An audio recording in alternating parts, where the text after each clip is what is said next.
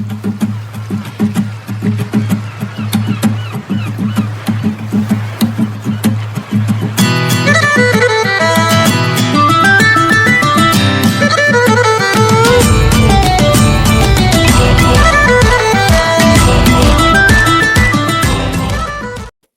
दोस्तों, एक बार फिर स्वागत है आप सभी का आज की चर्चा में। जो लोग आज नए जुड़े हैं वो चाहें तो चैनल को सब्सक्राइब करके बेल आइकन दबा सकते हैं। तो चलिए आरंभ करते हैं आज की यात्रा को। धरती पर जब कोई नहीं था तब अमेज़न थी। जीवन की उत्पत्ति से भी पहले से अमेज़न लगातार बह रही है। इसके किनारे पर सभ्यताएं बसी, इसके भीतर जीवों ने जन्म लिया और वे बड़े हुए। इसके साए में दुनिया के सबसे बड़े जंगल का निर्माण हुआ। ये वही अमेज़न है जो दुनिया में मीठे पानी के 20% हिस्से की अकेली मालिक है। ये दुनिया का सबसे ज्यादा पानी रखने वाली नदी है। इसके पानी की गुणवत्ता इतनी बेहतरीन है कि समंदर में गिरने के 150 किलोमीटर तक ये समंदर के पानी को मीठा कर देती है। दुनिया की सबसे अधिक आकर्षित नदियों में से एक अमेज़न सदियों की गहन खोज के बावजूद अभी तक रहस्यमयी बनी हुई है। आज हम अमेज़न के इन्हीं रहस्यों को जानने की कोशिश करेंगे।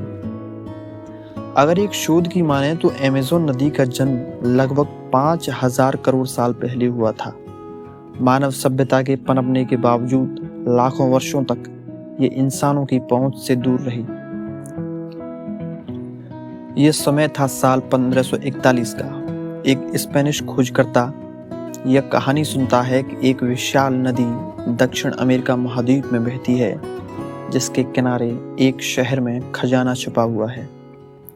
इस व्यक्ति का नाम था फ्रांसिस्को डी ओरेलोन। वो 1541 में यूरोप से दक्षिण अमेरिका महाद्वीप की ओर चल निकला, इस आशा में कि वह उस पौराणिक शहर को खोज निकालेगा जिसमें तमाम सोना दफन है। लेकिन उसे क्या पता था कि वो जहां जा रहा है वहां कोई छोटी नदी नहीं, बल्कि एक ऐसी विशाल नदी है जिसके किनारे 3 करोड़ लोगों का बसेरा है। वह इतनी चौड़ी है कि दुनिया का कोई भी इंजीनियर उस पर पुल नहीं बना सका। इस बात से अनजान फ्रांसिस्को डी ओरेलोन आगे बढ़ता चला गया। सोना पाने की खुशी ने उसकी बुद्धि को हर लिया था। वो ये नहीं जान सका कि जिस शहर को वो खोजने गया है वो एक ऐसे जंगल में है जिसे अमेज़न नदी ने पाला है। उस जंगल में 500 से अधिक जनजातियां निवास करती थीं, जिनके एक सटीक वार से ओरेलोन की जान जा सकती थी। इन सब बातों को सोचे बिना ओरेलोन अमेज़न के मुहाने पर पहुंच गया और पौराणिक शहर की तरफ चल निकला। जैसे ही वह आगे बढ़ा उसने देखा कि मछलियों का एक झुंड उसी की तरफ आ रहा है।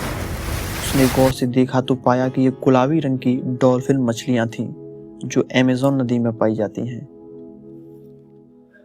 फ्रांसिस्को डी ओरेलोन ने जब अपना मैप उठाया तो उसने देखा कि यह नदी पश्चिम दिशा से पूर्व की ओर बहती हुई अटलांटिक महासागर में गिरती है। परंतु शुरुआत में ऐसा नहीं था। पहले अमेज़न नदी पूर्व दिशा से बहती हुई पश्चिम की तरफ प्रशांत महासागर में गिरती थी। ओरेलोन ने जब भौगोलिक पुस्तकों को खंगाला तो देखा कि लगभग 50 से 80 करोड़ साल पहले दक्षिण अमेरिका महाद्वीप के पश्चिमी हिस्से में एक पर्वतमाला ऊपर उठने लगी और वह इतनी ऊंची हो गई कि उसने अमेज़न नदी की दिशा को पलट दिया और वह प्रशांत महासागर की बजाय अटलांटिक महासागर में गिरने लगी। इस पर्वत श्रृंखला को आज हम एंडीज के नाम से जानते हैं। फ्रांसिस्को डी ओरेलोन आगे बढ़ा और उसे एक ऐसी चीज दिखाई दी जिसे उसने अपने जीवन में कभी नहीं देखा था। उसे एक ऐसा विशालकाय सांप दिखा जो एक ही बार में उसे पूरा निगल सकता था। इस सांप का नाम था एनाकोंडा, जो दुनिया का सबसे बड़ा सांप है। उस सांप से तो ओरेलोन बच गया, लेकिन उससे भी बड़ी समस्या उसका इंतजार कर रही थी। कुछ दिनों की यात्रा के बाद वह एक ऐसी जगह पर जा पहुंचा जहां उसे मनुष्यों के होने का आभास हुआ। वे कुछ और नहीं बल्कि अमेज़न के आदिवासी कबीले थे।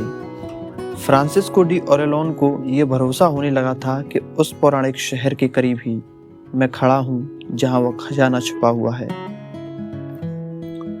ऑरेलोन ये सोच ही रहा था कि उस पर और उसके साथियों पर हमला होने लगा। ये कोई और नहीं बल्कि जिम्पा जनजाति की महिला योद्धा थी, जिनका संचालन उनकी रानी कर रही थी।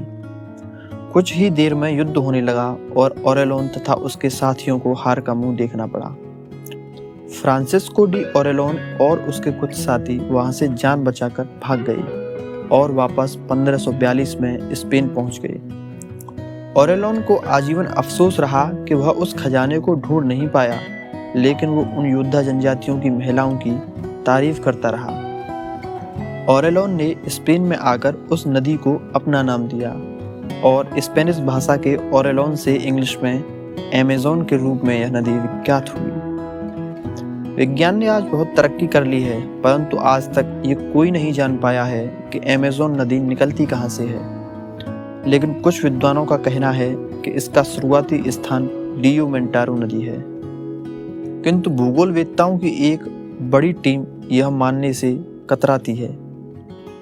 आपको जानकर हैरानी होगी कि अमेज़न एक ऐसी नदी है जिसके नीचे एक और नदी रियो हमजा बहती है। आप ये कल्पना करिए कि नदी के नीचे कोई नदी कैसी बह सकती है, वो भी 4 किलोमीटर तक। अमेज़न की 1100 से अधिक सहायक नदियां हैं। इन्हें देखकर ऐसा लगता है जैसे कोई जाल बिछा हो जिसने दक्षिण अमेरिका महाद्वीप को ढक लिया है। आप ये जानकर आश्चर्य में पड़ जाएंगे कि वर्षा ऋतु में अमेज़न नदी लंबाई के मामले में दुनिया की सबसे लंबी नील नदी को भी पीछे छोड़ देती है। ये थी दुनिया की सबसे ज्यादा पानी रखने वाली और रहस्यमयी नदी अमेज़न की कहानी। अभी भी अमेज़न नदी के भीतर ऐसे तमाम रहस्य दबे हुए हैं जिन्हें आज तक कोई नहीं जान पाया है। आशा करता हूं दोस्तों आपको आज की वीडियो अच्छी लगी होगी, तो वीडियो को लाइक, शेयर और चैनल को सब्सक्राइब करना ना भूलें। हम लगातार आपको बेहतरीन कंटेंट देने का प्रयास कर रहे हैं। आपके प्रत्येक सुझाव और प्रश्न का हमें इंतजार रहेगा। मुझे दीजिए अनुमति, मिलेंगे आपको नई वीडियो में। तब तक के लिए गुड बाय और थैंक यू।